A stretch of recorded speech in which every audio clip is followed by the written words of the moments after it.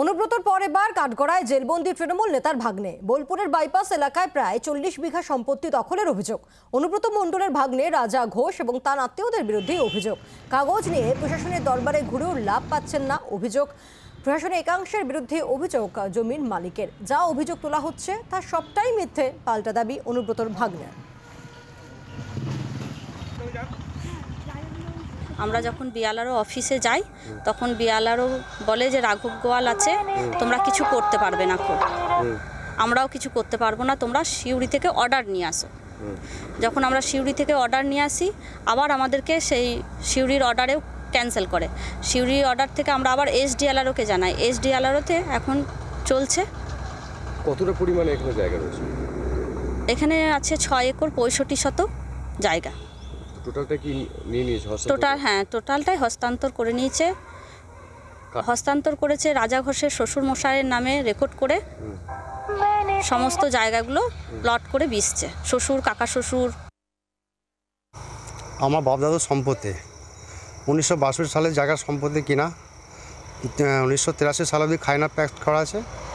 আগের সম্পত্তি যখন আমার ফাঁকা জমি পড়ে থাকে, দীর্ঘদিন ধরে পড়ে থাকে, আমি খোঁজ খবর নিই নাই।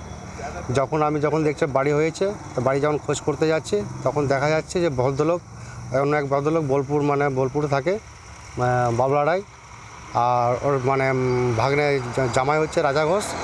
তারা নাকি সম্পত্তিগুলো রেকর্ড করে দলিল করে 2002 থেকে দলিল করে 2017-তে রেকর্ড করে নেয়। আমি 2017-তে যখন আবার কেস ফাইল করি, ওরা দীর্ঘদিন ধরে আমাকে ঘোরাচ্ছে, কোনোভাবে অর্ডার নেওয়া সত্ত্বেও রেকর্ড করে দিচ্ছে না আমাদেরকে। কত জমি? ওই 40 বিঘে মতন। এবং স্থানীয় সিপিআইএম নেতৃত্বের বক্তব্য শুনব। এরা জমি নিয়েছে নিজের নামে, নিজের বাবার নামে, কাকার নামে, শ্বশুরের নামে, বোন নামে, বান্ধবীর নামে। এটা তো সর্বজন বিদিত। সুতরাং রাজা ঘোষ যে জমি নিয়ে 40 বিঘা জমি নিয়েছে বলছেন, এবং মন্ত্রী নিজের নাম পরিবর্তন বলেছেন, সমস্ত কিছু নজরে আছে। আর এরা সেই জন্য ভয় দেখছে আর সম্প্রীতির র্যালি করতে চাইছে। সম্প্রীতির র্যালি নয়, কাটমানি থেকে বাঁচার জন্য পদযাত্রা। 100% তাদেরকে আপনাদের মাধ্যমে বলতে চাই, আইনি সমস্ত রকম সহায়তা দেবো এবং তাদের কোনো রকম খরচা করতে হবে না, আমাদের সঙ্গে যোগাযোগ করতে বলবেন।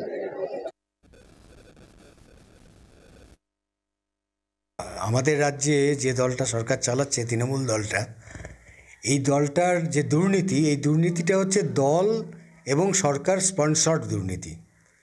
ফলে সরকার দল যখন দুর্নীতিটাকে স্পন্সর করে, তখন এটা দুর্নীতিটা যে পর্যায়ে যায়, দুর্নীতি যে গভীরতায় যায়, সেটা থেকে বেরোনোটা খুব কঠিন।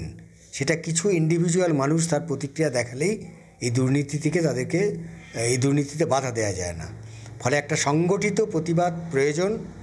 আমরা সেই প্রতিবাদের জন্য মানুষের কাছে যাচ্ছি, মানুষকে বলছি। বাংলার আওয়াজ, বাঙালির আবেগ, জি 24 ঘন্টা।